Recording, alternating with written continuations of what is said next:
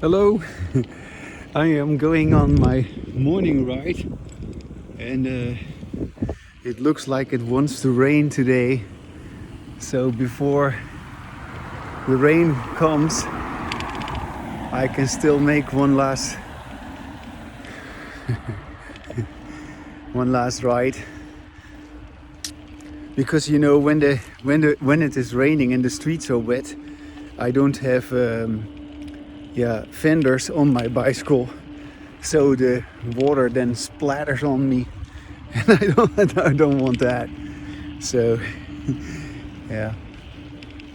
Talking about water, I have a particular topic that I want to address.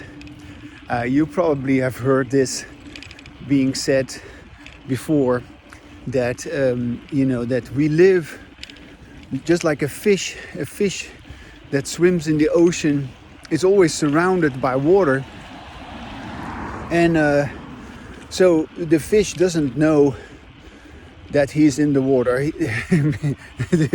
The fish is always in the water and doesn't realize that he's always cannot be out of the water. Maybe once in a while he jumps up above the water, but then falls right back in. And well, you know, this notion that water is all around is quite you could say convincing, or quite illustrative, especially when we combine it by saying that we're always surrounded by language.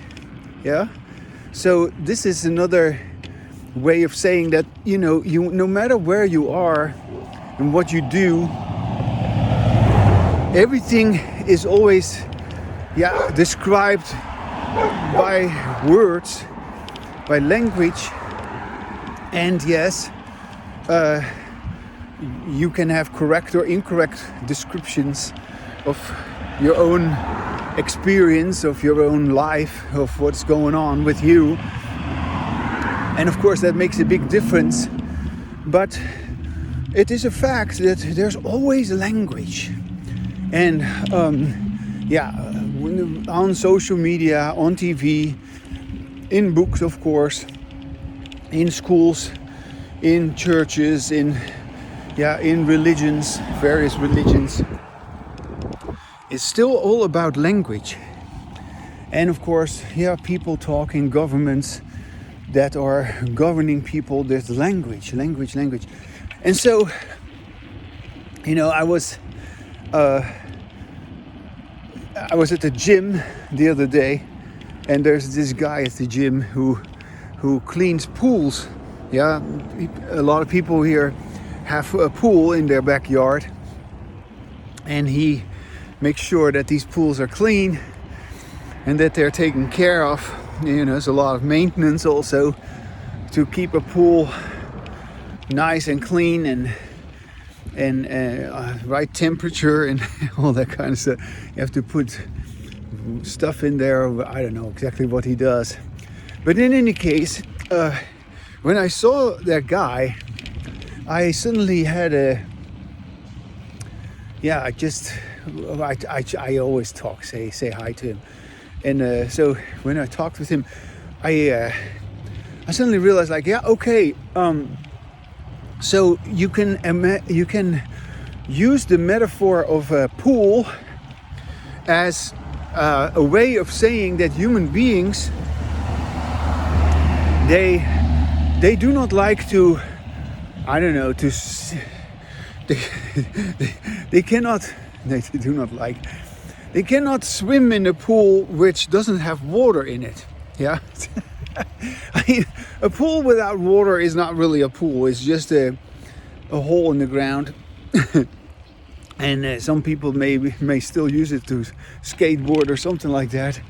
But no, a pool is supposed to have water in it, and because otherwise you cannot swim. Yeah. Okay. I know it sounds all kind of fabricated, but okay. I'm just trying to make a point here. So you gotta have water in the pool.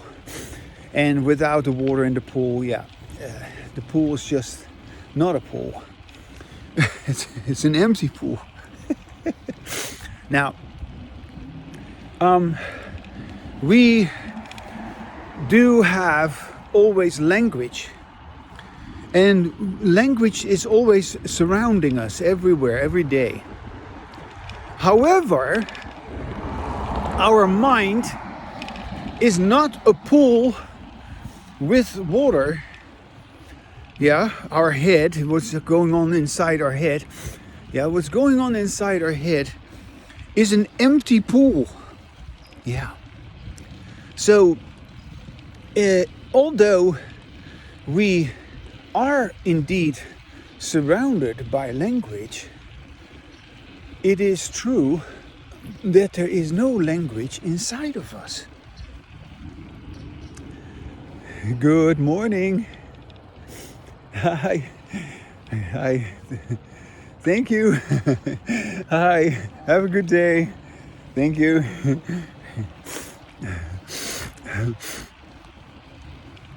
And so, isn't that strange? Yeah, it is. Because everybody believes that there's language inside of us. But there is no language inside of us.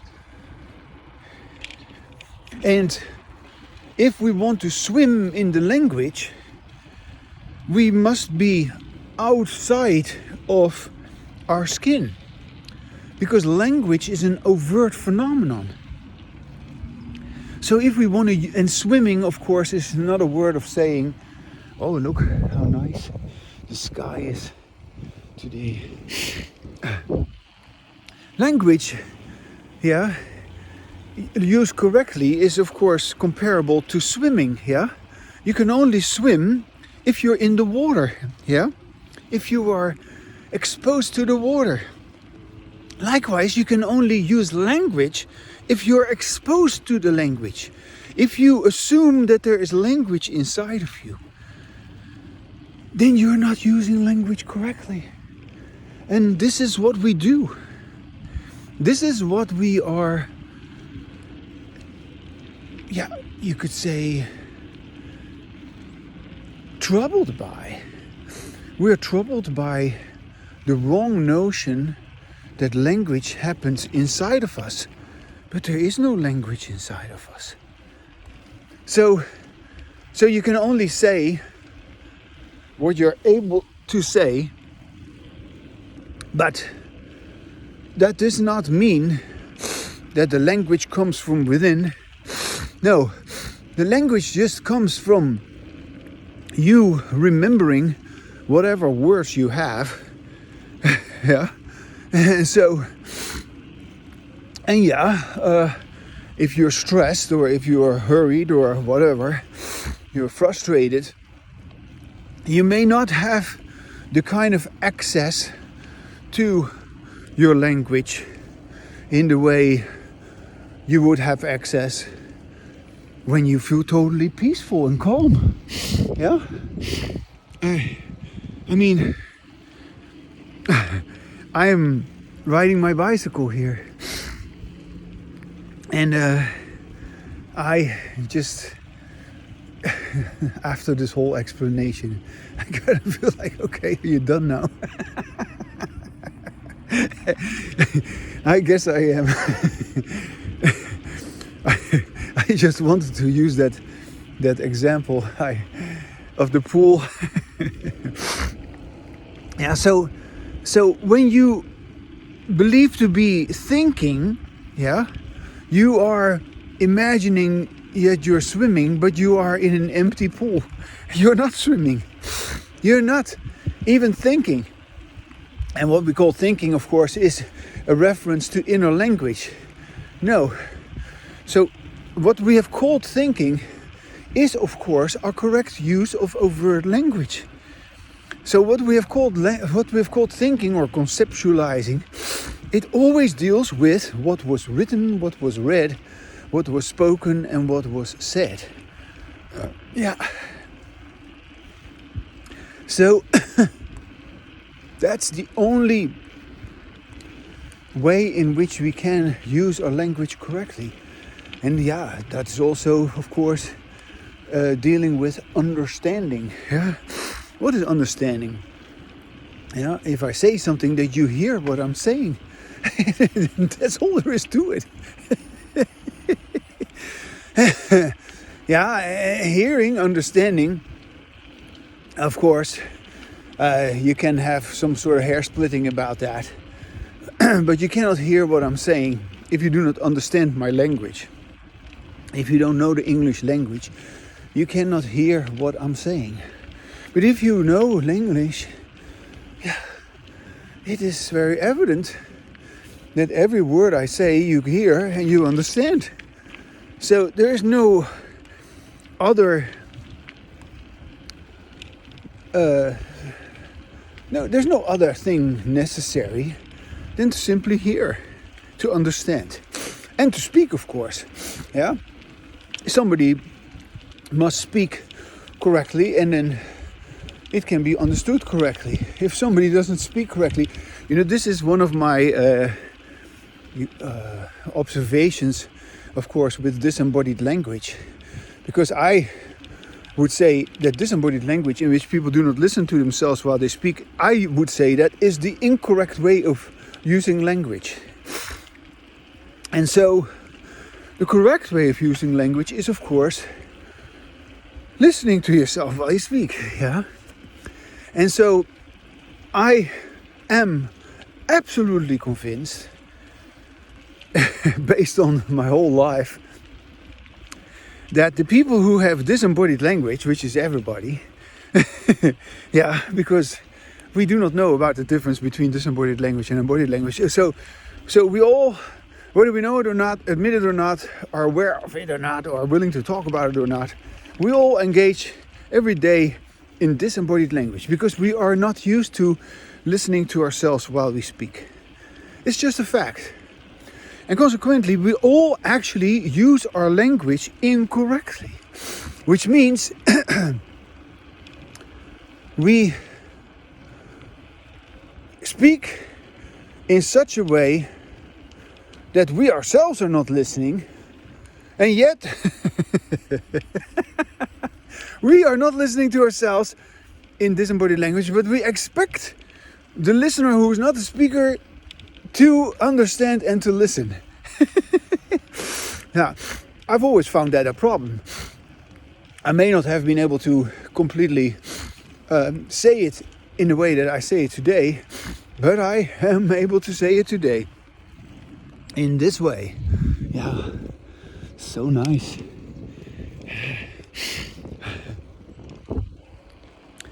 So, now, you cannot swim in an empty pool, and so if you want to use your language correctly, if you want to use your language correctly, you gotta not get out of your mind, but you gotta get out of this belief that there is inner language. There never was inner language. And I cannot say that often enough, because that is our conditioning history with disembodied language, in which we cannot fully express ourselves. Then we start to believe that there's inner language, and we really believe that we are thinking, but we're not thinking. What we call thinking is just a consequence of a way of talking. And human beings have always talked in such a way that they were not listening to themselves. Yeah? The whole of human history has come to this point in time. Yeah? I try to let you know. No, I'm just telling myself, of course. But you can hear it. I am convinced that all of human history, human beings have never listened to themselves. It was always more important to listen to others and to get others to listen to you, but it was never emphasized in the way that I do, that no, we can and we should and we want to listen to ourselves. Yeah, because you want to also listen to yourself. Once you get to it, you realize that you want to. You've always wanted to, but you couldn't. And so you had wanted to understand, but you couldn't. And you had wanted to also use your language differently than you did, but you couldn't. Yeah?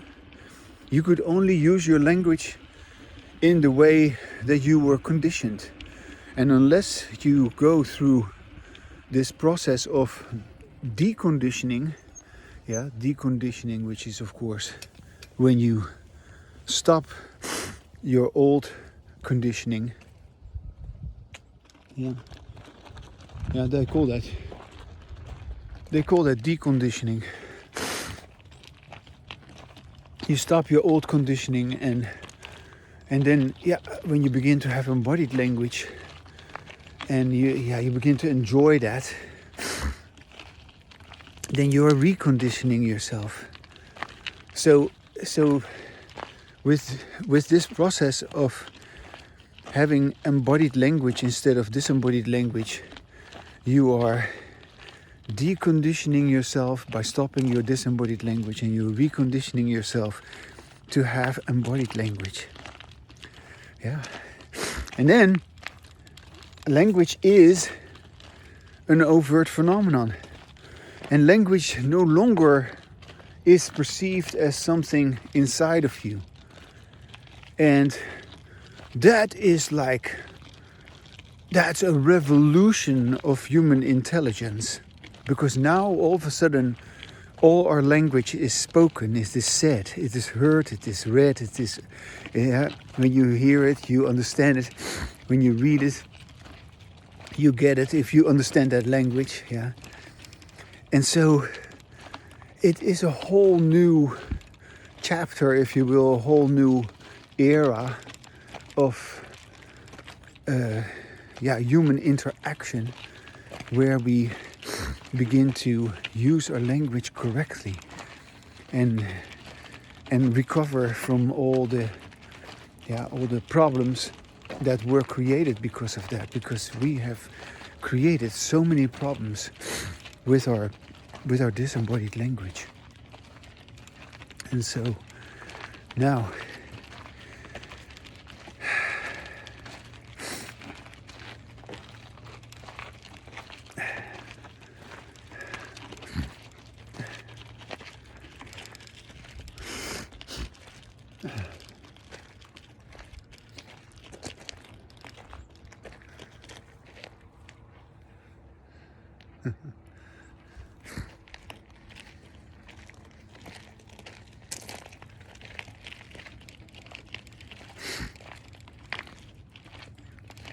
what is so nice today is that it is not too cold. So, although they were saying that it was going to cool down, but I haven't felt it yet. Yesterday it was colder.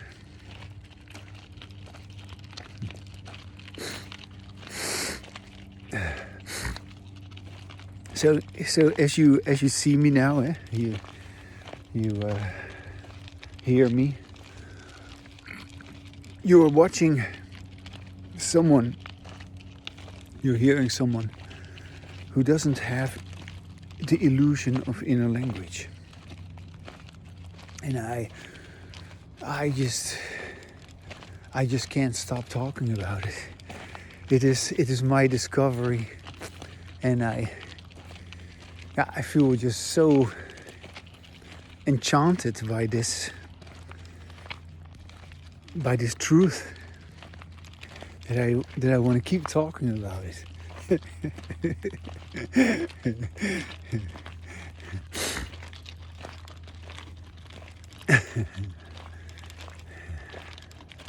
Look how nice that tree is, all with red leaves.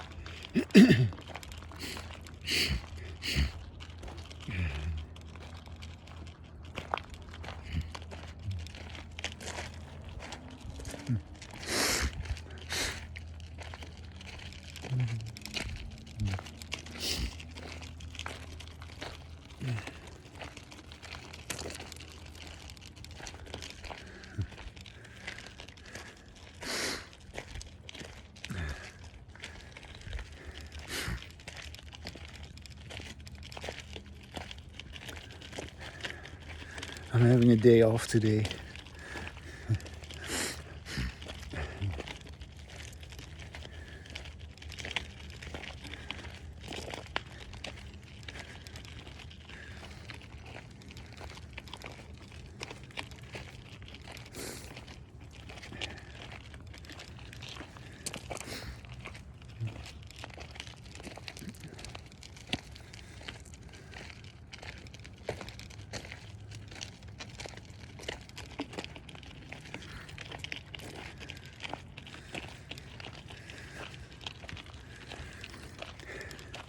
And as you can maybe tell, I have been talking about this for so long. But yeah, you also need to talk with yourself about it. If you want to experience what it is like to not have any language in you, yeah? If you want to experience what it is like to not have a mind, yeah? Because you don't have a mind. You never had one. There is no inner language. That is your language enlightenment, yeah? That language is an overt phenomenon and that you can just go on with it whenever you want. if you don't say anything, yeah, then it is just quiet and it's just peaceful and beautiful.